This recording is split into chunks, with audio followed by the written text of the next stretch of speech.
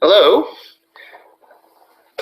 Hi, my name is Andrew Bauer. I'm Senior Economic Analyst with the Natural Resource Governance Institute. Hoping everybody can hear me. I'm not sure whether you can or not, but if you can, please do give a signal. This is all new to me, so I'm gonna see if this works.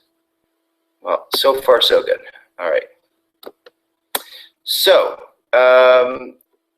we're going to start with the questions that we have here, and we've got a couple.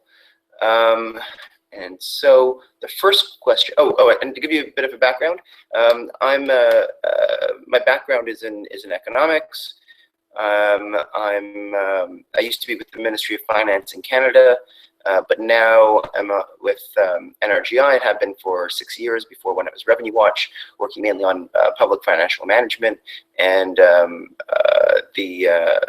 how to manage natural resources, so sovereign wealth fund governance, intergovernmental transfers, subnational resource governance, and some work on transparency and accountability in the resource sector. All right, so let's start with question one. First question is, here we go. In many African countries, civil wars consume valuable resources and are obstacles to efficient resource revenue management. How can we bar or control governments from spending resources on senseless wars? Big question.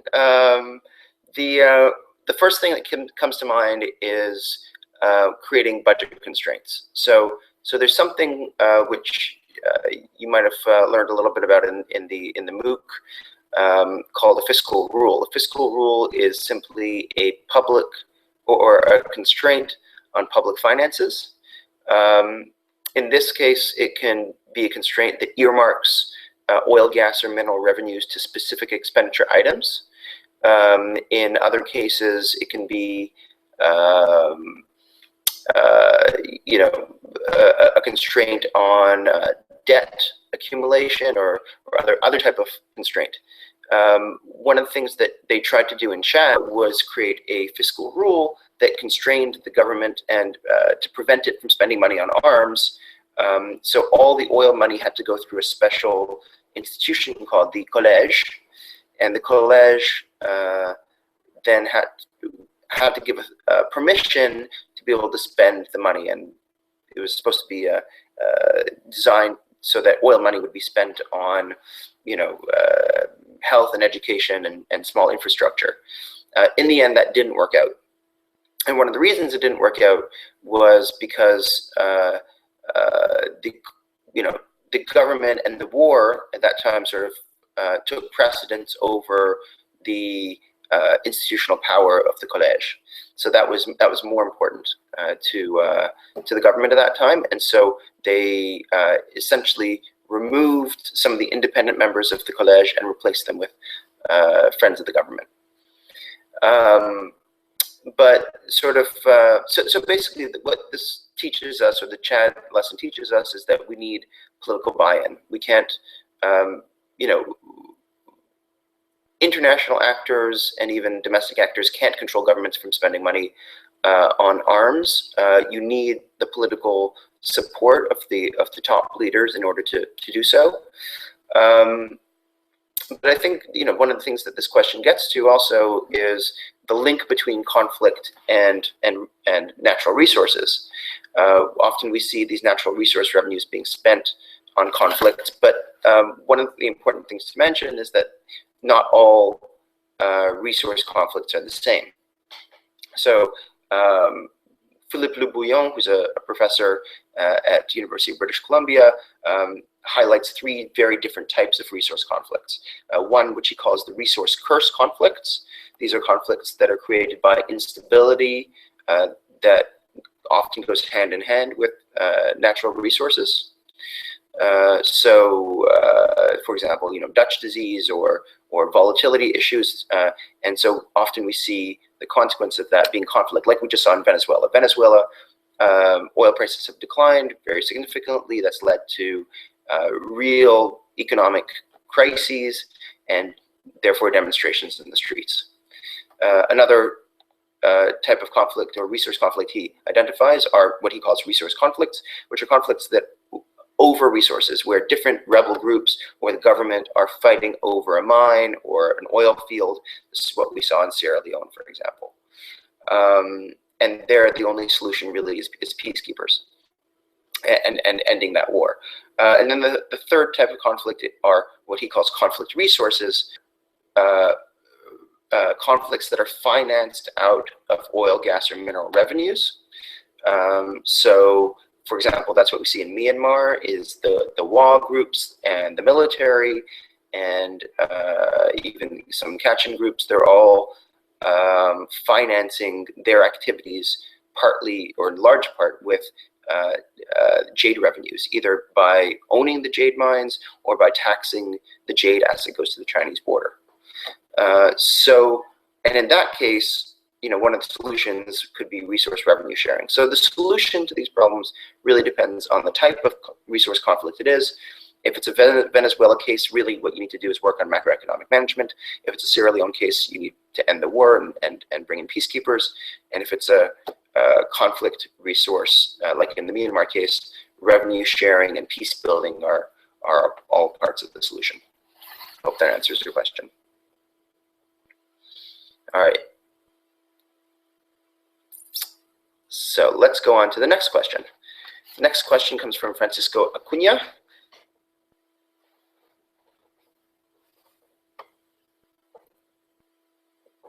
And the question is, are there examples of successful South-South type of collaboration regarding natural resource governance? For instance, a more experienced country supporting a lesser developed country that are recently developing their extractive industries. Great question, Francisco. There are lots of examples of this. I've participated in a few of them, and maybe let me share a couple of my experiences. And again, it depends. If you say south, like actually geographically south, there are lots of experiences. But I think what you're also getting at is lower middle income countries supporting other low and middle income countries. I know, for example, there's been a big exchange, for example, between the governments of Mongolia and Chile, with the support of, I believe it was the World Bank, though it could have been the Asian Development Bank, to have the Chilean model of natural resource revenue management being applied, or at least parts of it being applied to the Mongolian context. I was just at an event in Toronto where the government of South Africa was really supportive of other governments and helping them to analyze their licensing systems. And actually, what was interesting, there was an interesting exchange between the minister in Canada and the minister in South Africa, where the lessons of South Africa were, the minister in Canada was taking lessons from South Africa. So that's not South-South exchange. That's the North, I guess, learning from the South.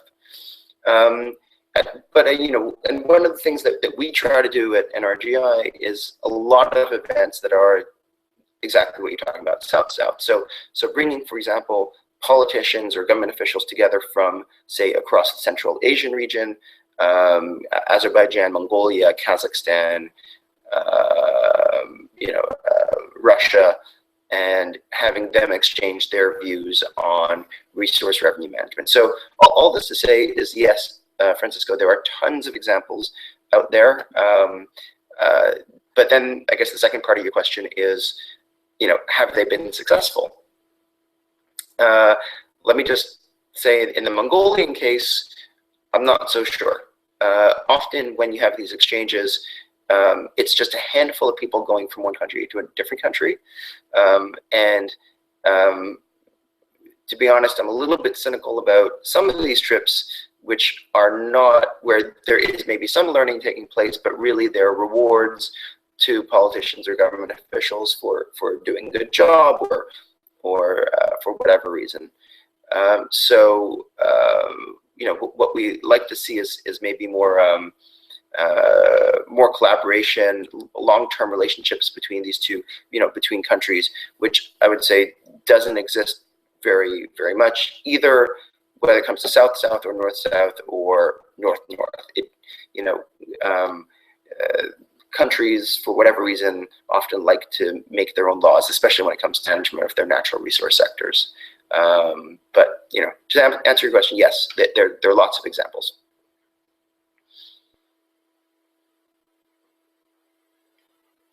All right. So question 3. Let's go to this one.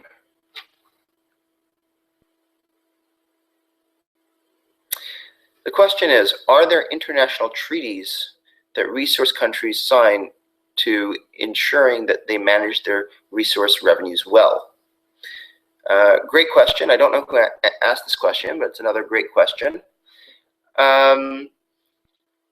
There are no treaties. So there are no binding international treaties. This is an idea that some people have already considered, and I've read a couple of publications recently where academics are pushing for exactly this type of treaty, a sort of an agreement among, like Philippe Le Bouillon, who I mentioned before, is pushing for a treaty that requires countries to manage their natural resources well. So there aren't treaties, but what there are standards. So, for example, there are the Santiago Principles. The Santiago Principles are a group, a list of standards of organizational structure, the way you manage your investments, and transparency for sovereign wealth funds. And they've been agreed by a list of countries.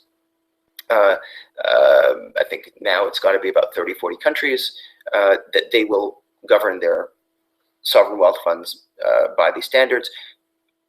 Very, very, very few of these countries, almost none of these countries have actually met those standards. In the first 2-3 years of the Santiago Principles existence, there was definitely some movement towards greater transparency and better oversight, but in the meantime, there's really not that much that's been done. When it comes, I'm trying to think, are there other types of sort of international standards for managing natural resources? Honestly, I can't think of too many. Again, there are lots of organizations that have put out policy papers like the World Bank and we have also, but something that a whole bunch of countries have signed up to, other than Santiago Principles, I can't think of too many, but maybe it's a good idea.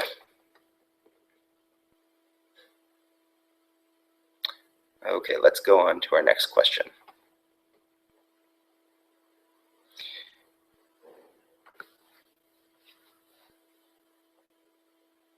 All right. The question is, could you give some more revenue management examples for extractive industry that practice some of the concepts we learned from the lecture? All right.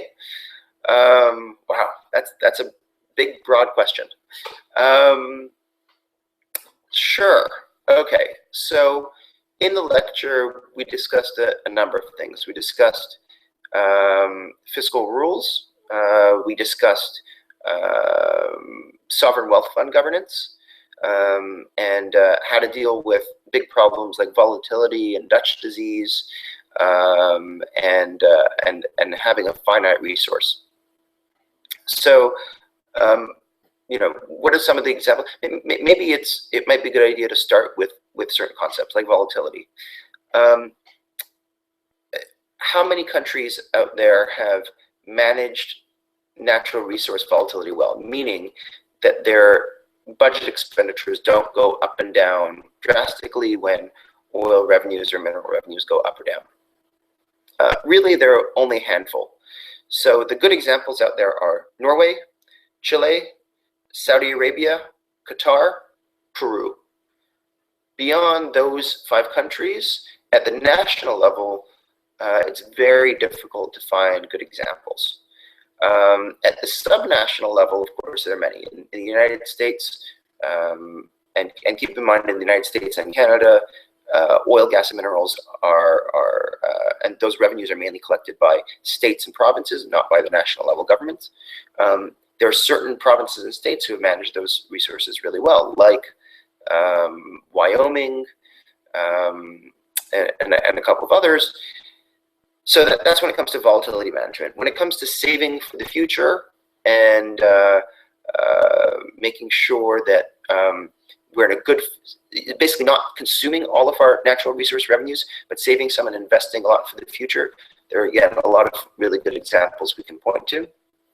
The United Arab Emirates has done a fairly good job, especially Dubai, of diversifying and investing well and saving a large portion of their oil revenues for the future. Kuwait, Qatar, Oman, basically a lot of the Middle Eastern countries. And of course, Norway, we always point to Norway. And all these, the nice thing about all these countries also is that they've managed to keep their public debt levels low. So it's not like they're saving money in sovereign wealth funds on the one hand and borrowing on the other. They're actually just saving. There are other countries that have maybe developed big sovereign wealth funds and saved a lot of money in their funds, but they're also borrowing at the same time. So the net savings is actually quite low. For example, in Venezuela, for a while they were saving some, but they were also borrowing a lot. And now actually they've spent all their savings as well. And then there are a handful of other countries that have managed to diversify their resource revenue or their economies and become less dependent on oil, gas, and minerals. So we can look again to the United Arab Emirates, but also to Indonesia and Malaysia.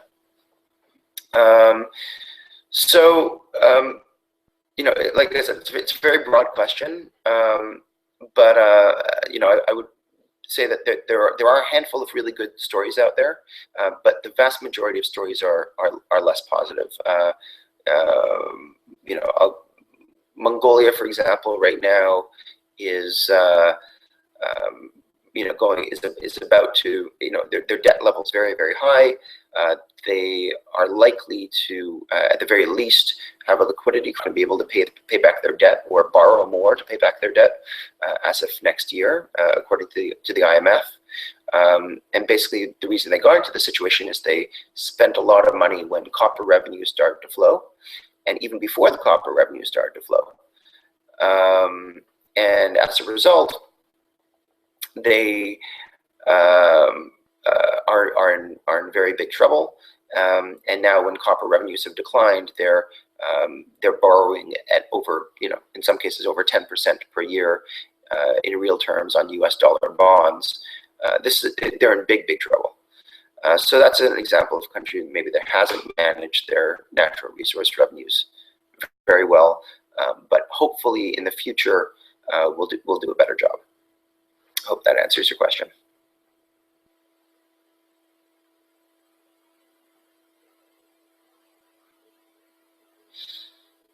Okay.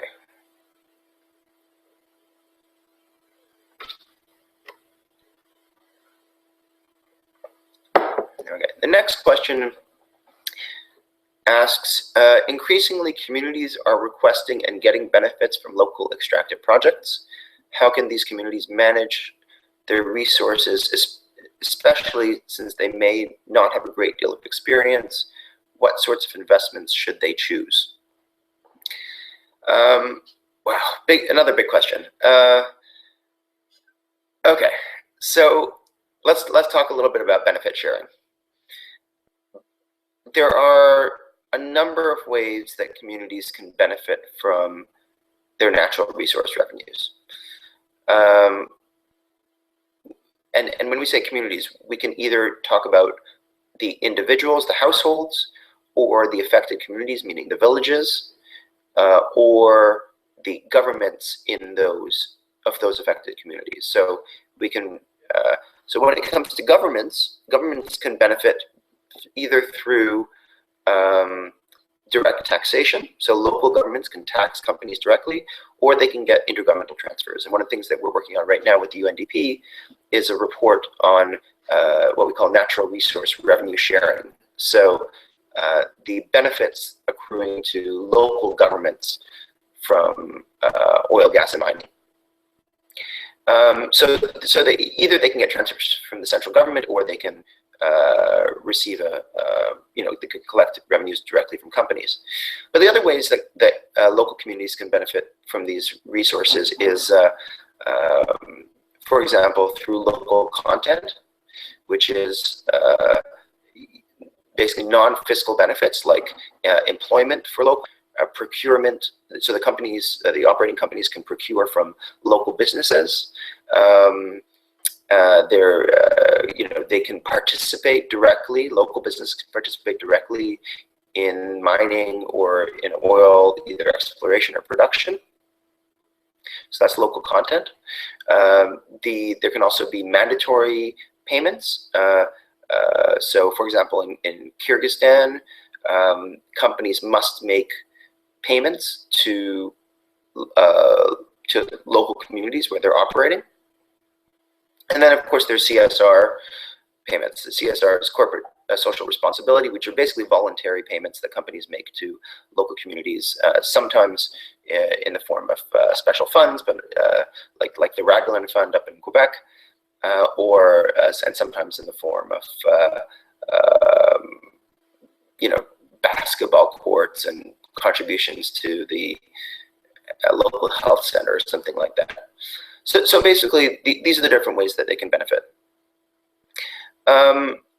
It's true that a lot of communities have been challenged or don't manage these revenues well, or don't negotiate good contracts, or what we call CBAs, community benefit agreements, with companies.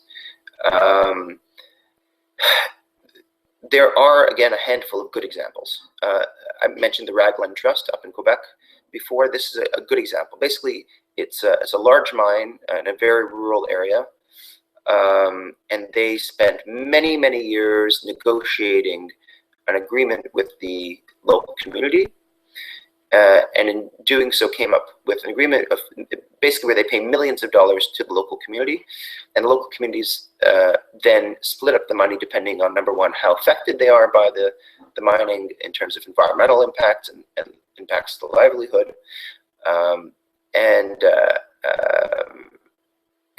of course, but though every community up in the north does get a share of the resource revenues.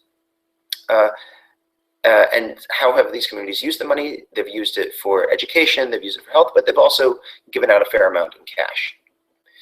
So, but why is this a good news story? It's because they took a ridiculous amount of time to negotiate a really good deal with the company, to set up a trust fund that is well managed, that is transparent, where everybody knows where the money's going, and to consult with the communities to decide where they want their money to go.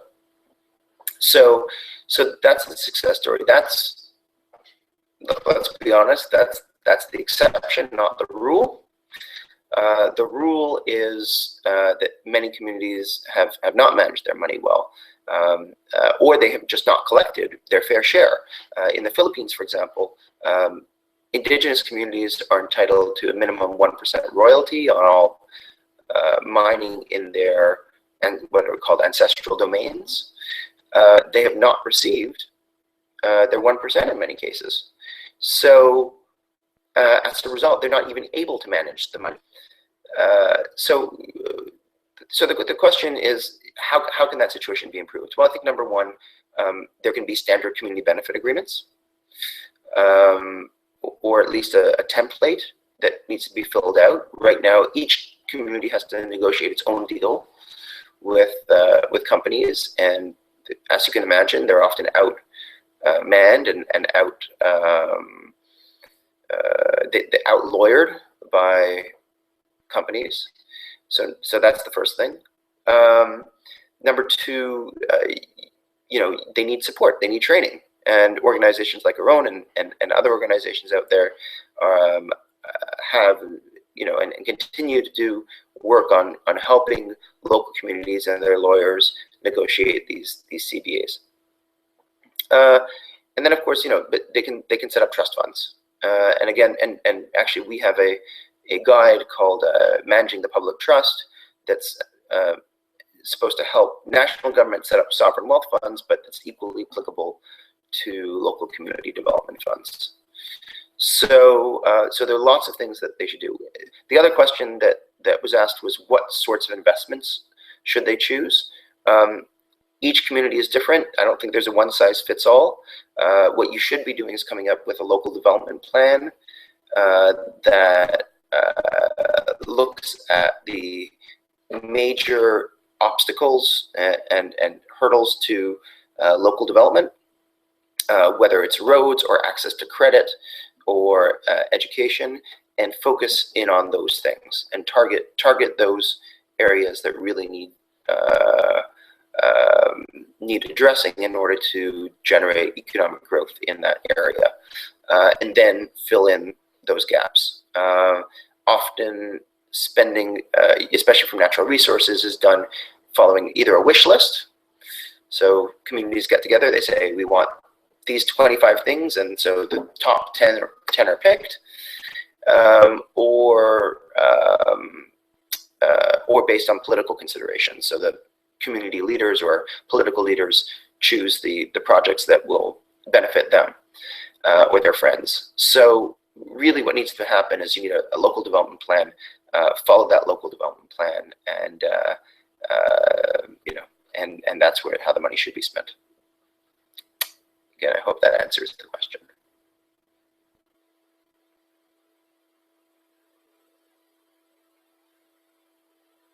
Okay. The next question is,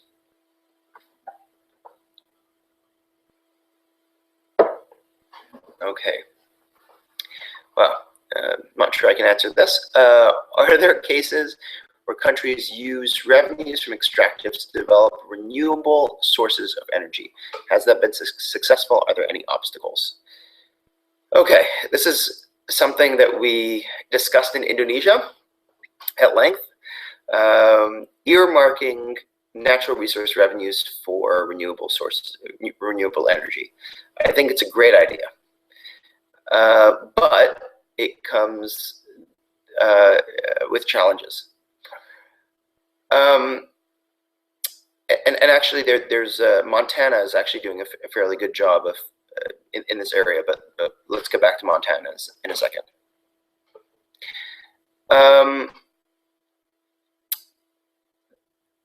The challenge with earmarking natural resource revenues are that government revenues, or all money really, is fungible. And what fungible means is that your dollar and my dollar look the same.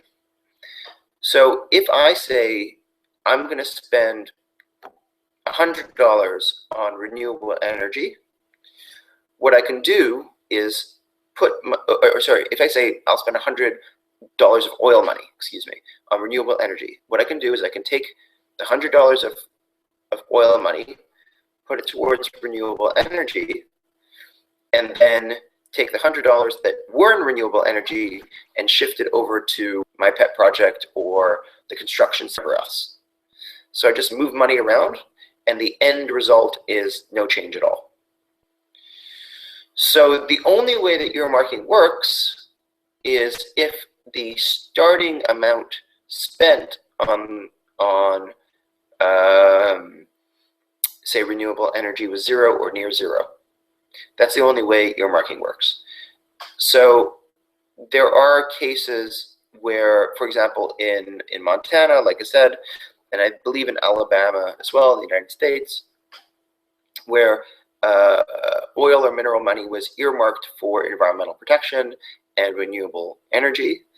But I don't know what the net result of that was. So I don't know whether the money ended up increasing the overall budgets for renewable energy, or whether money was just shifted around.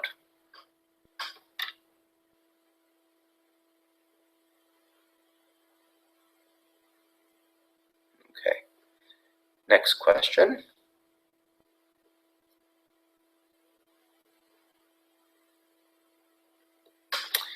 Okay, it says, please, I think it means please shed some light on which type of investment policy is best for long-term revenue. I'm not sure I fully understand the question, but I'll give it a shot. I think that there are two ways to answer this question. Number one is from the perspective of the sovereign wealth fund. So from a fund that is saving oil or mineral revenues for the long term. And then another way of addressing this question is what type of investments, meaning public investments, are good for from oil revenues. So let's look at sovereign wealth funds first. How should a sovereign wealth fund manage its oil or mineral money? That all depends on the goal of the sovereign wealth fund. If the sovereign wealth fund is a long-term savings fund, like the Kuwaiti fund or the Qatar fund, where the money is expected to last for hundreds of years, and basically we're just spending the interest on the funds, or we're just hoping to spend the interest on the funds, or Norway is another example of this, then basically you can invest the fund the same way you would invest, say, a university endowment, which means some in safe, what's called fixed income, basically government bonds, and some in equities like company shares, and some maybe even in a very small amount in very risky investments, but potentially with a higher return, like infrastructure or real estate. But only if you're in a very high capacity environment. In a low capacity environment, it may be more useful to stay with a safer bet, because some of these investments become very complicated. And just to point out, there's certain investments that countries should never make in the riskiest types of assets, like there's certain derivatives markets, for example, that sovereign wealth funds have absolutely no business investing in, or certain commodities like gold, very volatile commodities. They make absolutely no sense. These are basically what you're doing is, if you're investing your sovereign wealth fund money in gold, then you're going to the casino, and governments should never be going to the casino. But on the other hand, if you have, say, a stabilization fund, which is a fund that you set up where money goes into it when oil or mineral revenues are high, and then money gets taken out when oil and mineral revenues are low, then you want what we call more liquid assets that you can quickly turn into cash when you need to give money to the budget. So liquid assets would be, say, U.S. government bonds, Euro bonds, even some equity, but very little equity, like what we call blue chip equity. So stocks of very, very large companies where there's a very liquid market. So that's how we want to invest that money. If the question was about what type of investments we should be making in national economies, I'd point to research by Paul Collier at the University of Oxford, who really focuses on creating an enabling environment for economic growth. So what he says is invest in education and infrastructure. Those are the two things that really drive economic growth, and that no matter, basically you can't go wrong. If you invest money in a steel factory, then it's possible that steel won't be needed by the time you finish the factory, or the steel market will be saturated. So on the other hand, if you invest in education and health, then and infrastructure, then lots of different industries can take advantage of that, and that'll generate growth.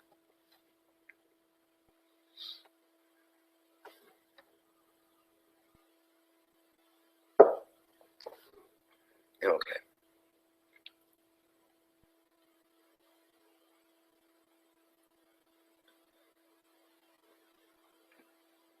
Next question.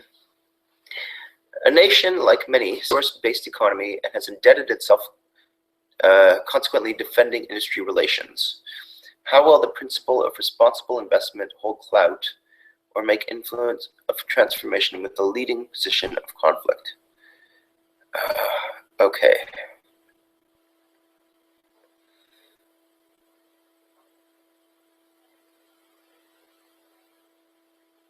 I'm not sure I fully understand the question. Let me just take a think.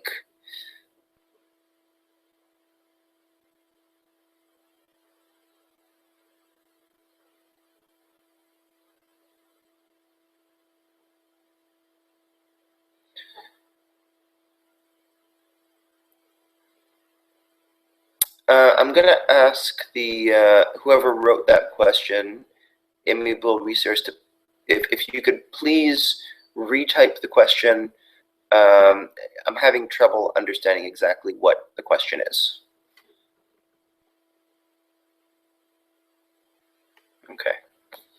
So right now we don't have any questions on the board. Let me see if there are any other, if anybody has any other questions or comments, I'm all ears. And if we don't get anything in the next 3-4 minutes, then I'll close this session.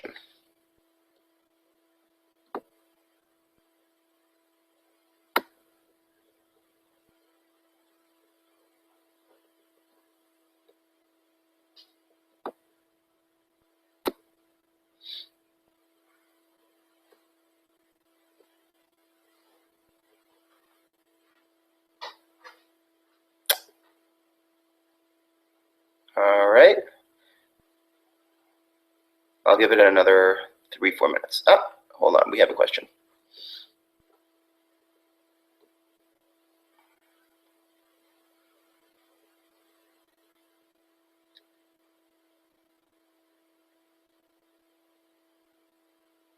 Okay, I'm not sure. Okay, again, I'm not sure I know the reference. This is what good is Kofi's PRI if there's not a nation that can perform or comply by these principles? I don't think I know the reference there. No, it's familiar. It's I wonder if this is referring to the African mining vision. But honestly, I'm sorry, I can't answer the question because I'm not familiar with the reference. Sorry. All right, I'll wait another few minutes. Does anybody else have any more questions?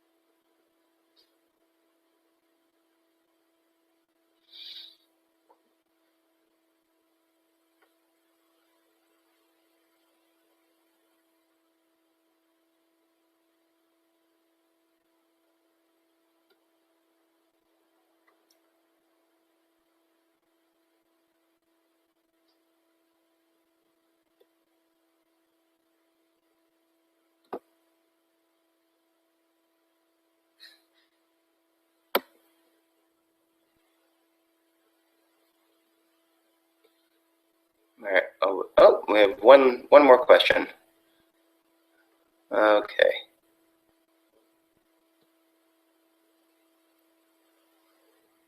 Here we go. Okay.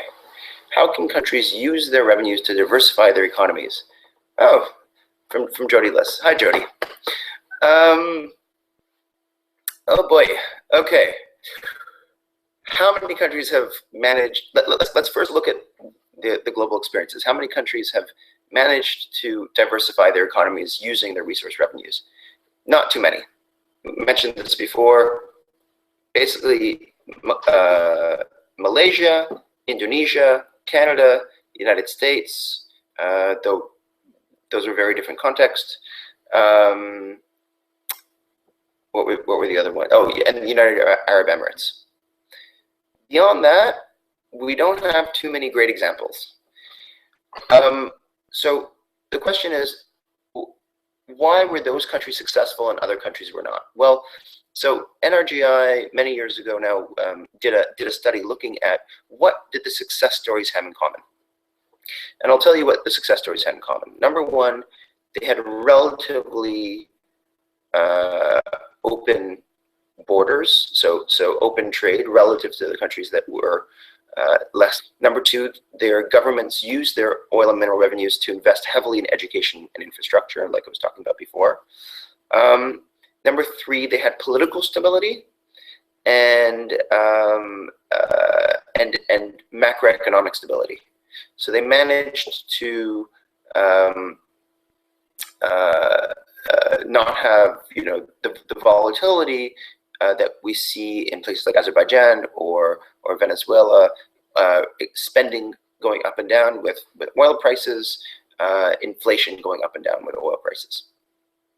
And then finally, government worked hand in hand with industry to target certain sectors. So, for example, for better or for worse, if you're an environmentalist,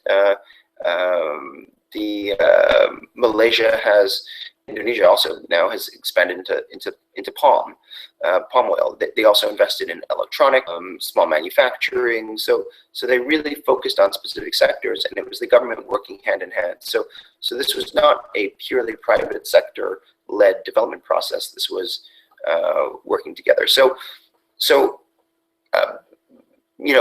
The question is how they use their money. It was, like I said, for education and infrastructure, and to support certain sectors of the economy. Then the question is, why did they make those choices when other countries did not? And that's something that we don't have an answer to. I think in large part it does come down to leadership in those countries, but also the opportunities that they had. Both Malaysia and Indonesia are close to, have natural ports, are on the side of the ocean, are close to very large markets, or at least have easy access to large markets, both in Asia, but also North America and India. And we're let's be honest, they were low wage. So all this to say is we don't know the answers of why they decided to make those choices, but we do know which choices helped these places diversify their economies.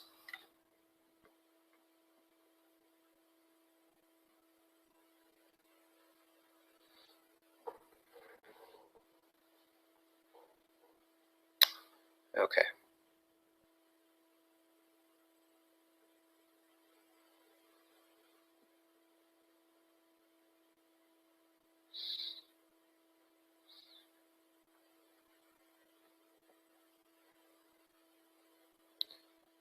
Sorry guys, just 1 second. This is taking some time.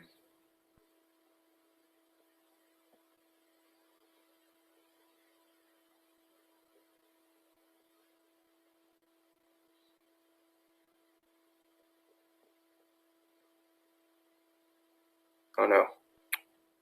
Can I ask the person who just posted the last question to repost, because I think I deleted it by accident.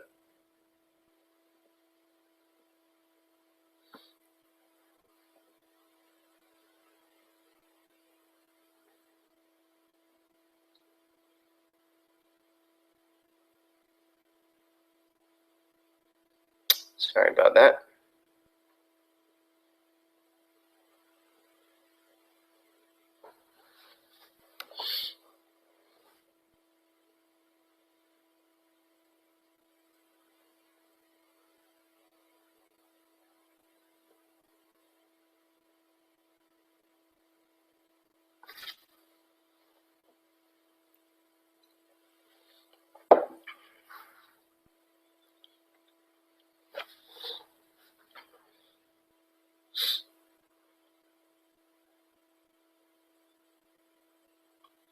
Give another couple minutes.